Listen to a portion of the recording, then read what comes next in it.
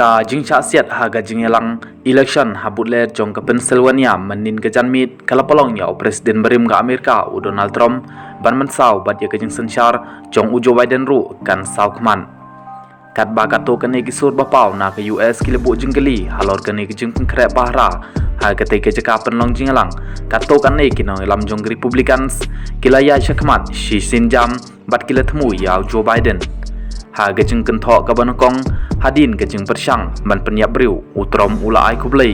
ya ke secret service bat ki bor jong ka an halor ke jing le state jongki Henry ula banrap kalong ka baphala bakum kene ki jing ja kala ban ja ha keri jongi utrom mulong ba ukuli ula ptai ha ke skor ka diang jong u wayu briu u bladon ha kinong pekai ula khla no bat arngut ki wai pat ki laman saujur ha ka tai ke jing syasiat